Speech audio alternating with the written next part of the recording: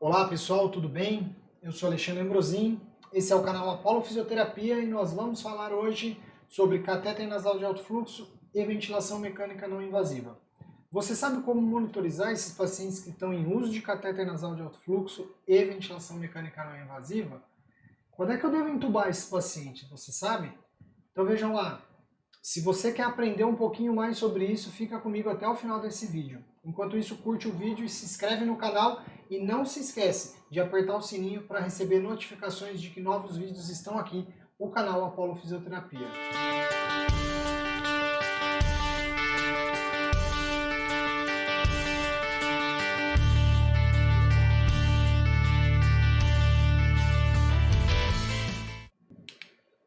Então, pessoal, o vídeo de hoje vai falar então um pouquinho para vocês aqui, ó, sobre ventilação não invasiva ou ventilação mecânica não invasiva e falar sobre o catéter nasal de alto fluxo, ou catéter de oxigênio de alto fluxo, né, naqueles pacientes com Covid-19. O que a gente tem observado? Que muitos pacientes têm passado pela ventilação não invasiva, pelo catéter nasal de alto fluxo, e alguns pacientes acabam piorando nessas duas terapêuticas.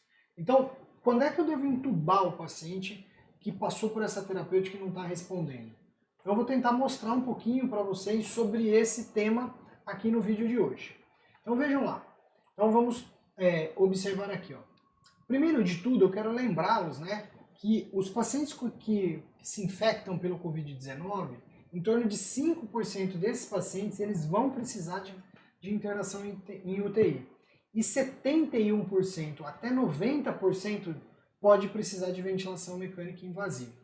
E eu coloquei aí para vocês uma figura de um artigo, né, para vocês lembrarem qual é o estrago que o Covid-19, a pneumonia viral decorrente do Covid-19, então pode gerar no nosso sistema respiratório. Então o alvéolo ele acaba por ter alterações tanto na ventilação, alteração intersticial e também alteração na perfusão, mostrando aí então o grande estrago que acontece, por isso que os pacientes acabam por desenvolver quadro de síndrome da angústia respiratória.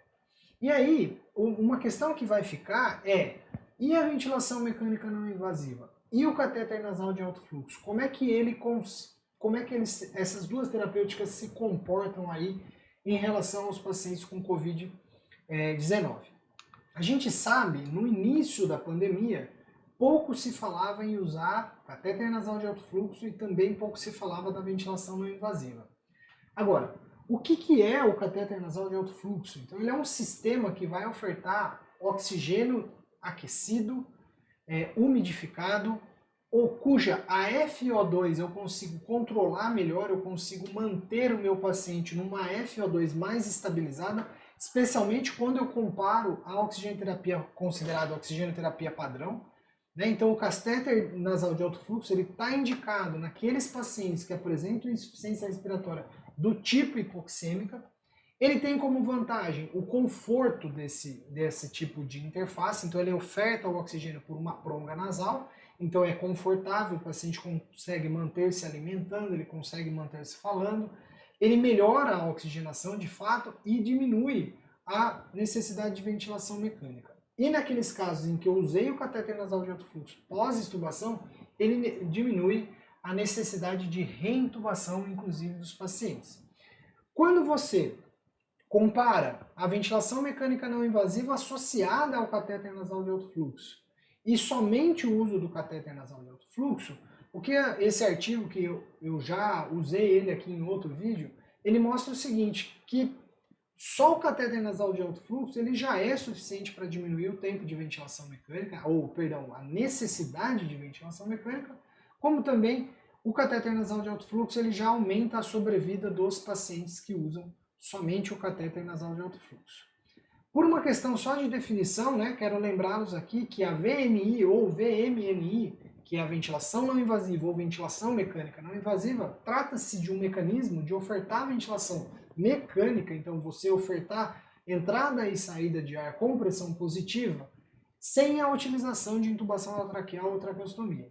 Então, isso significa que eu vou precisar de uma outra interface, uma máscara nasal, uma máscara facial, o helmet. Então, algum tipo de interface eu vou ter que utilizar, mas essa interface não precisa ser a intubação orotraqueal.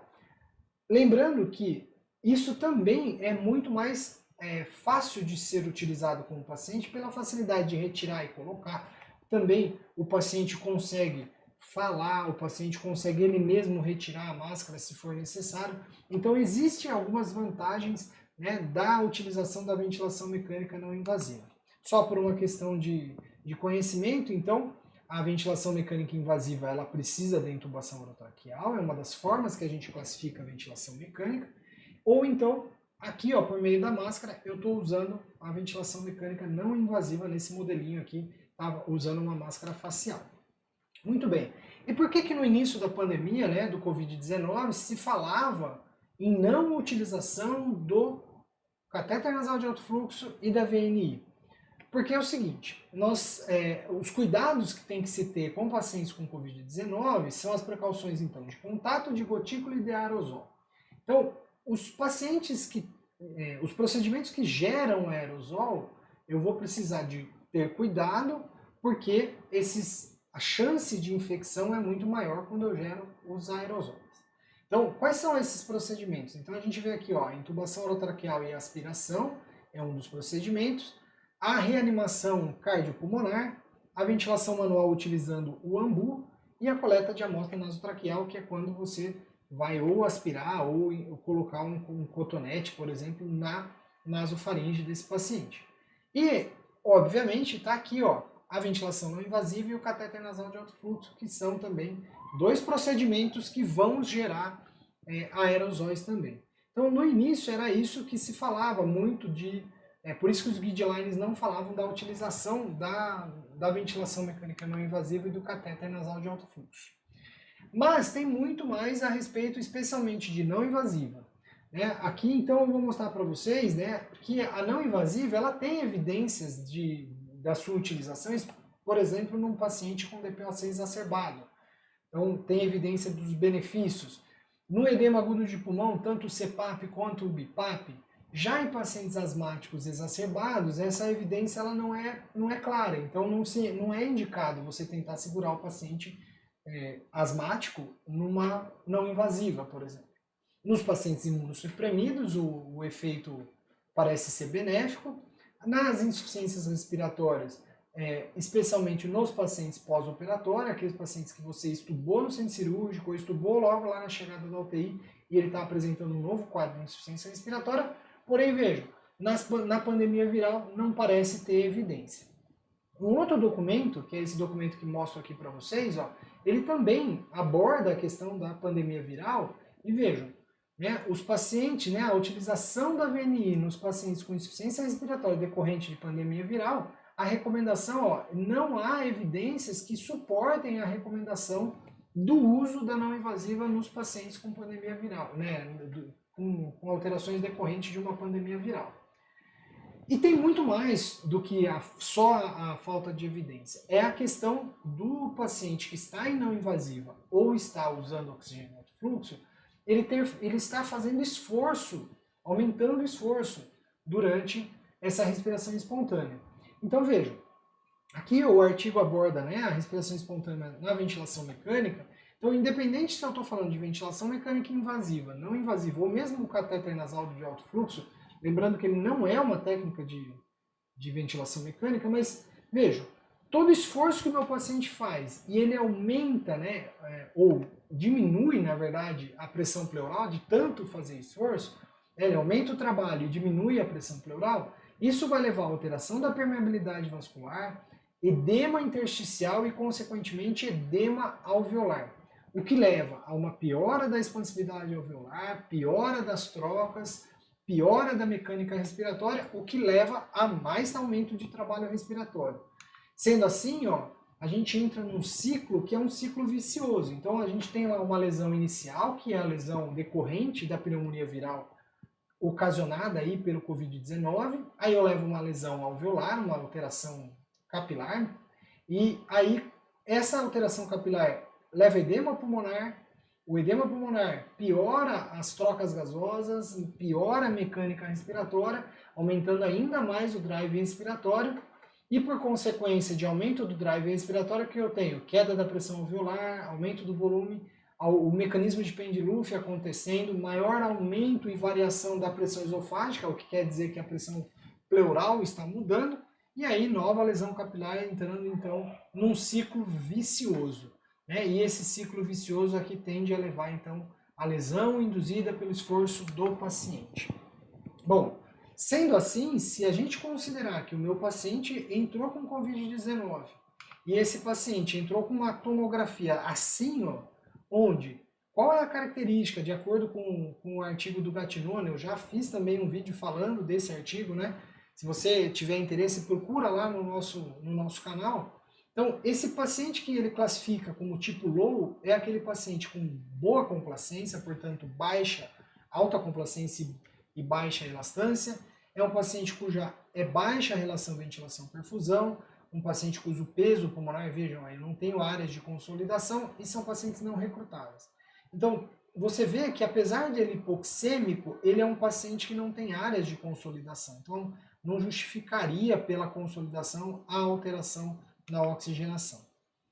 Em contrapartida, se eu vou lesando esse pulmão, gerando esforço, né, esse paciente acaba levando a uma piora no quadro, na lesão pulmonar dele. Então ele piora a elastância, então ele aumenta a elastância, ele aumenta o shunt, ele aumenta o peso. Olha só, eu tenho agora uma área grande de consolidação. Então vejam, aqui marcado em vermelho é a área de consolidação. E aí esse paciente passa inclusive a ter maior recrutabilidade. Então é um paciente que responde mais à pressão positiva. Sendo assim, ó, se você considerar então, né, que eu iniciei com o meu paciente lá, ele é um paciente com Covid, eu iniciei, ele é hipoxêmico, eu venho para cá e inicio um procedimento não invasivo, seja ele lá então um paciente que está fazendo catéter nasal de alto fluxo ou ventilação mecânica não invasiva ou as duas coisas. O que eu tenho que olhar para esse paciente? O esforço respiratório. Se ao instituir essa terapia eu observo que esse paciente diminuiu o esforço respiratório, e a resposta, né, para essa pergunta então é sim, mantenha o seu paciente em oxigênio de alto fluxo, mantenha o seu paciente em VNI. Caso contrário, eu tenho que trazer esse paciente para uma intubação o mais rápido possível. Ele não respondeu, então eu vou intubar esse paciente e vou ventilar ele com baixos níveis de PIP e, inclusive, em alguns momentos, pouca sedação, nem sempre é necessário bloqueador neuromuscular, apesar daqui do esqueminha estar mostrando. E por que eu posso ventilar ele com baixos PIP? Porque esse paciente aqui, ó, é o paciente, vamos tirar minha cara aqui, ó, é o paciente que está fazendo o fenótipo low, né? É um paciente que ele consegue ser mantido em ventilação com poucos níveis de pressão, ele é um paciente de boa complacência, como a gente viu anteriormente. Bom, e depois, caso contrário, se você mantém esse paciente em esforço e ele começa, né? Então ele está hipoxêmico, faz esforço, faz lesão induzida pelo esforço do paciente, ele vai aumentar o edema, ele vai ter maior concentração de energia ali, fazer bem bilang, ele vai rodando aqui, ó. Esse paciente ele vai acabar sendo intubado tardiamente. Né? E vejam, isso daqui pode ser ocasionado especialmente pelo uso da não invasiva ou do catéter nasal de alto fluxo, se eu não observar o quê? Esforço do paciente. E aí o que vai acontecer? Esse paciente aqui, ó, ele é um paciente que vai acabar por evoluir para um fenótipo do tipo high.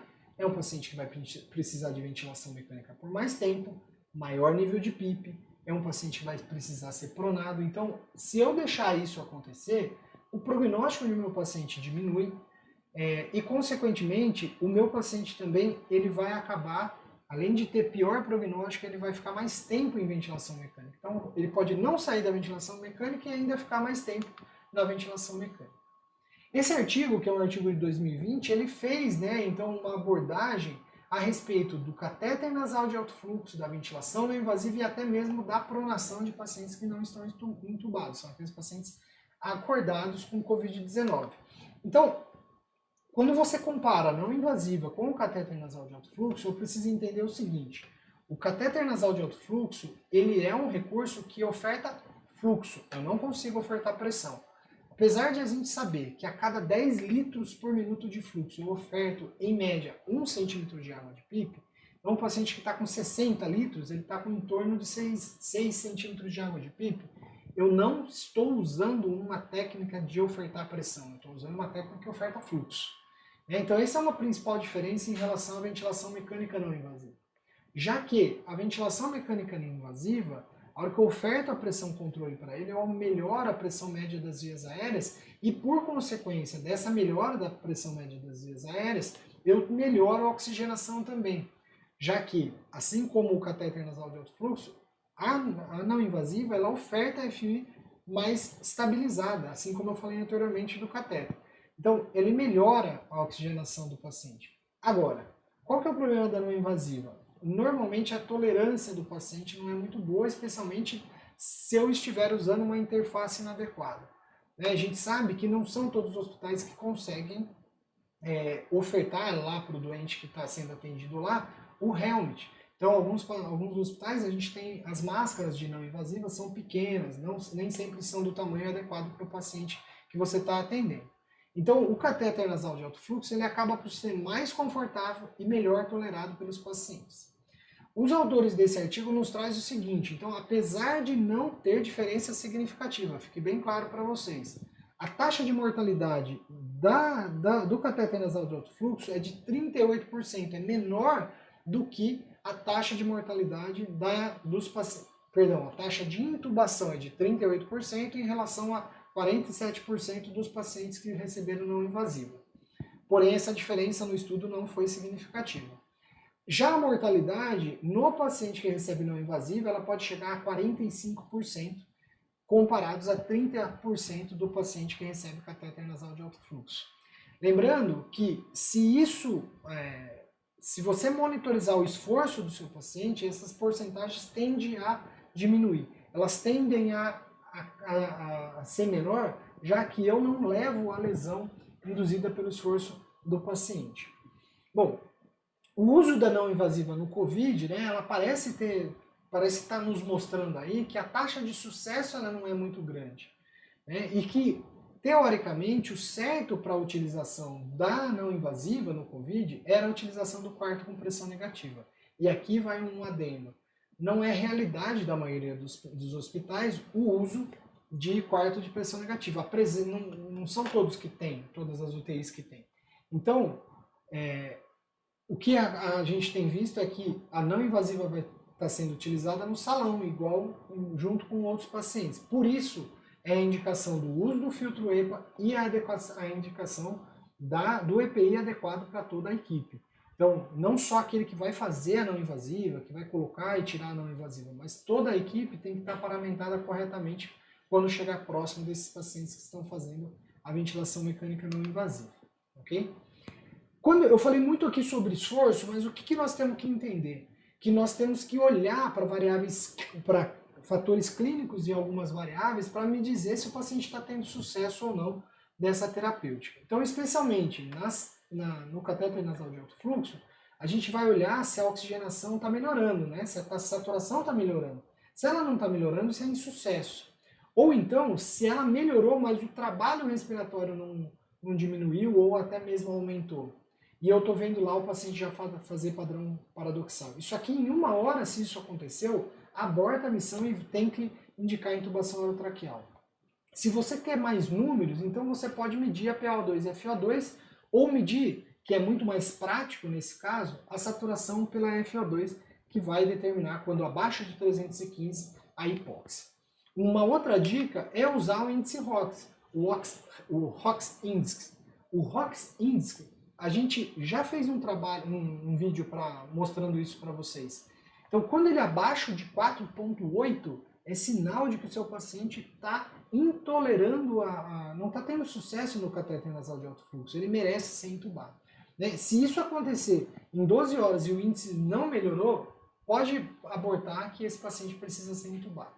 Então, o índice é importante você fazer a monitorização do índice. O artigo traz uma proposta aqui para nós em relação à abordagem dos pacientes que estão com Covid-19, então. Então, vejam lá. Se o meu paciente está saturando acima de 92, 94 em ar ambiente, ele não precisa ter nenhuma terapêutica. Porém, se caiu a saturação ou está tendo um declínio importante da saturação, Então, a ideia é iniciar com suplemento de oxigênio por catéter nasal, ou mesmo ó, uma máscara, né, uma máscara de até 15 litros por minuto de oxigênio. Não resolveu, ele piora ainda assim a hipóxia, aí a gente vai passar a considerar que esse paciente agora já tem uma lesão, uma doença respiratória um pouco mais grave. Então, eu vou lá olhar a PaO2 e a FiO2, e se ela tiver entre 150 e 300, ou se a saturação está ali, né, entre 90 e 94% na máscara, a gente vai fazer o quê? A gente pode instituir o catéter nasal de alto fluxo ou pode instituir a ventilação mecânica não invasiva. E aqui, apesar do vídeo não estar falando sobre isso, a gente não quer falar sobre pronação, mas é importante, né? A gente pode colocar o paciente pronado e associar ao catéter nasal de alto fluxo ou mesmo a não invasiva. Se o meu paciente continua fazendo esforço e não está respondendo a essa terapêutica, isso significa, né, que a minha relação PaO2-FO2 está abaixo de 150 ou abaixo de 196 a relação saturação PaO2, então acompanhe aí, gente. Ó. Esse é um índice fácil da gente medir. Saturação PaO2 abaixo de 196, esse paciente já tem uma doença grave pulmonar, ele precisa ser entubado, fazer ventilação mecânica invasiva.